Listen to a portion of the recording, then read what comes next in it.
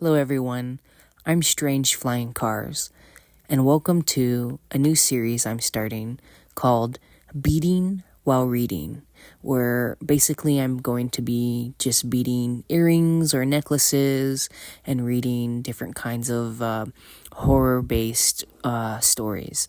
So today's story is a creepypasta by Steve L. It is called It Waits for Me, and I will have links to the original story in the description. And, hopefully I'll be able to continue making more of these, but I'm just testing the waters. And if you all have any recommendations for any stories you want me to read, just leave a comment below.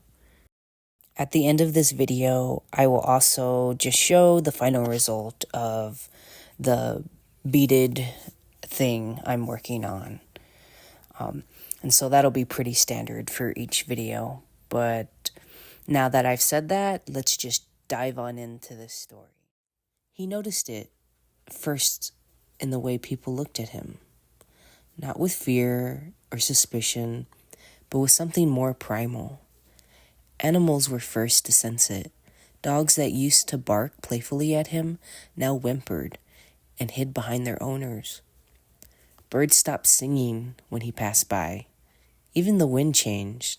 It no longer rustled the leaves. It hissed through them. It started small, a figure glimpsed in his peripheral vision. A second set of footprints when he walked home alone. They were long, distorted, unreal. A door would close just a second too late behind him, echoing faintly with a low noise, almost like a giggle. He told himself it was paranoia, stress, lack of sleep. He'd been through worse. He could handle worse. Maybe this was a dream. But it was never a dream. Not really. In Chicago, his landlord went missing the night after handing him the keys. The apartment was cold when he entered, unnaturally so. There were clawed handprints on the frosted window. On the inside. He stayed only 2 nights. The third night, he woke up to find every cabinet open, every faucet running. Something had rearranged the furniture into a circle around him as he slept. In Austin, the hotel room clicked open at exactly 2:17 a.m., 3 nights in a row, despite the chain lock. The concierge vanished the morning after giving him a knowing glance. When he inspected the room carefully, he found small scratches under the bed, clawed runes in a language that had no place on this earth. New Orleans brought other kinds of signs. A child stared at him for a full 10 minutes on Bourbon Street without blinking, then whispered to her mother that the skin he wears is too tight. That same night, he saw a shape slither across the hotel ceiling. Long, black, fluid. It paused over him as he laid frozen in bed, then seeped into the cracks of the top of the wall. In Portland, every mirror in his apartment cracked simultaneously. In Minneapolis, his breath fogged the air indoors, even in the height of summer. In El Paso, he found something like a feather in his bed, slick with oil, longer than his forearm. No bird in this world had wings like that. He touched it and it disintegrated into nothing, like ash in the wind. Still, he didn't run. Not exactly. He moved a lot. No trace, no patterns, just enough to try to stay off its scent. Or so he hoped. Every time he left a place, it followed with more confidence. The signs grew bolder, the traces more permanent.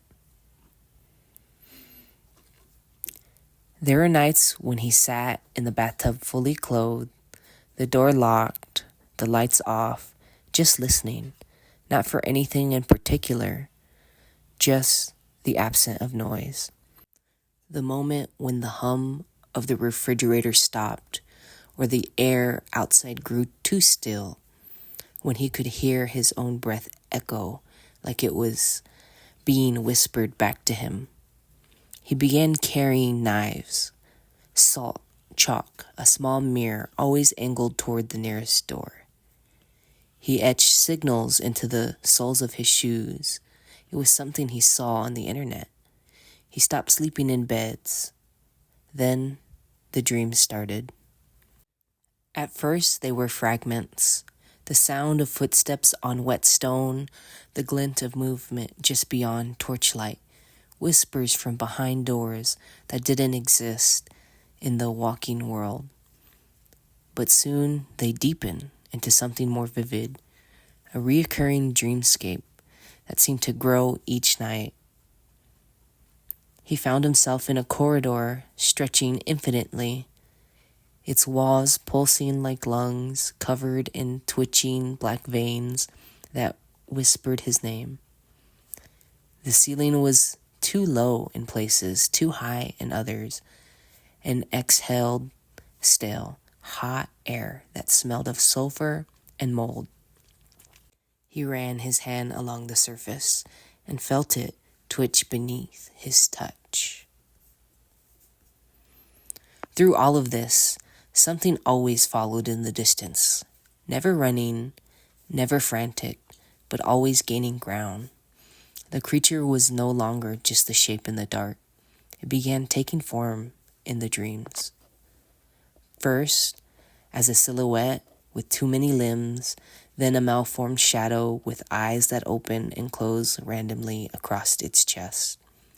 Once it appeared in a mirror embedded into a wall, an unformed shape watching him with what it seemed like fascination.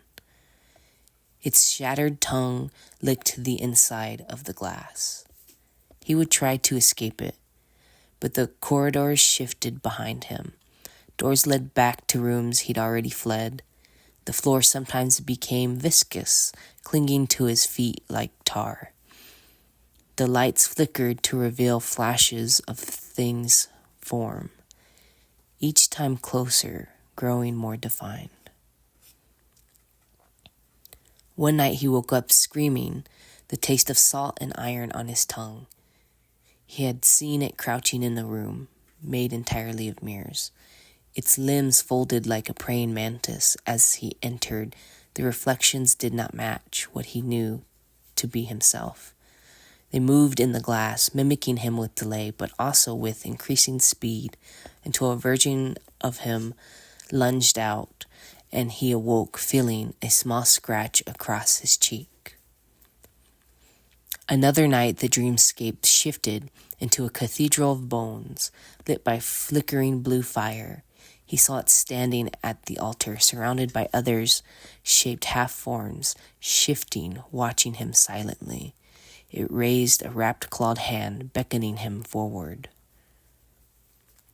Each dream left more tired than the last, drained in a way that sleep should have cured it, but only deepened. He'd wake up in a cold sweat, fingernails clawing at the sheets, nose bleeding, the mirror on the nightstand fogged up as if someone had leaned over him while he was sleeping. He kept moving, a new location every day, but it kept getting worse. In Denver, he found claw marks on his chest one morning. No blood, no pain, just skin peeled back in 5 perfect lines. In Savannah, his phone recorded a 4-minute call made from his number to his number at 3:33 a.m. The audio was a low static, punctuated by a wet, dragging sound. He never played it again. Baltimore was the last straw. A stranger approached him at a gas station and handed him a folded note. "You smell like the edge of things," it read. "It's almost ready." By the time he reached the empty farmhouse in Pennsylvania, he felt it was already too late to hide. He didn't choose the place.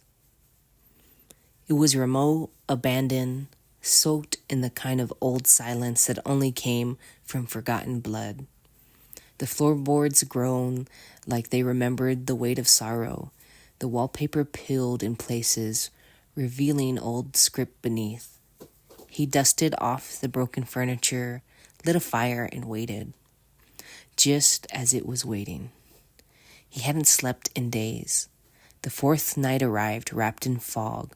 The wind was still, not quiet but dead. No insects, no rustle of trees. Even the fire in the hearth flickered in slow, unnatural rhythm, as if constrained by something unseen. He stood at the center of the living room, every candle extinguished, only moonlight, silver and sickly, filtered through the cracked windows. The smell was the first thing, ash and something sweet, like rotting fruit. Then the temperature dropped. Not a coldness of weather, but a vacuum, like the warmth was being fed into something else. He saw his breath, then the breath of something else beside. Twinned puffs of vapor, one of them too large to be human. He turned toward it and moved. The creature revealed itself, not by stepping into view, but by peeling back the edges of the world. The walls rippled, the floor sighed. The moonlight bent around the window. It stood in the corner, tall and impossibly thin, a shape made of wrong angles and stitched shadows.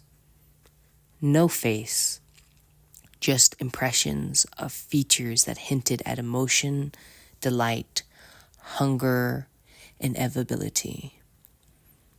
It moved closer, soundless, slow. It wanted him to run. It wanted to give chase. It wanted him to scream. He smiled. "You took your time," he said. The thing hesitated. Confusion twisted its already unstable form. That was its first mistake. He shed the skin of the man. With a sound like tearing flesh and crackling bone, his body distorted, arms lengthening, spine unraveling, mouth splitting into rows of interlocked teeth that shimmered like obsidian. His eyes, now glassy and bottomless, caught the thing's form in perfect clarity. His muscles no longer ached. He was free of his bindings. He was hungry, so very hungry. The thing shrieked an unnatural, garbled cry and turned to flee. But there was nowhere to run. Not in the house, not now. The walls, once fragile, were now a cage of intention. The creature bolted down the hall, phasing through doors, flickering like static, but he was faster, hungrier, ancient. He moved like a shadow given form, slipping around corners, appearing in front of the creature before it could process the turn. It lashed out, its limbs distorted into wicked barbs and blades. He absorbed the blow, barely flinching. His grin only widened. The predator had become prey, and prey never stood a chance. He lunged. His claws sank through the thing's torso, not piercing flesh, there was none, but unraveling the sinews of what it was. Fear, hunger, memory, pain. He opened his jaws wide, wider than any human skull could allow, and bit deep into its core. It screamed in a dozen voices, voices stolen from so many dying mouths. He silenced them one by one, consuming its essence. It tried to shift, to escape, to vanish between dimensions, but his grip held reality in place. He dragged it back into form, into being, into death.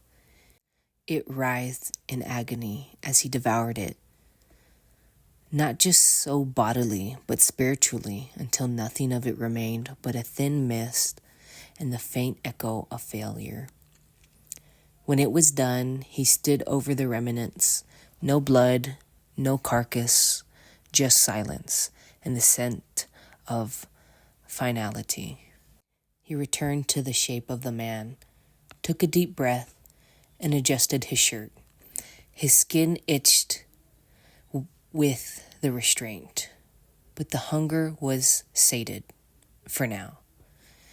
Back in the city, no one noticed him, just another face, another body among millions, but he watched, waited, scanned the news for strange disappearances, unnatural deaths, and glimpses of things that didn't belong. He would find another. He always did. After all, they waited for those like him, but he was the one who fed.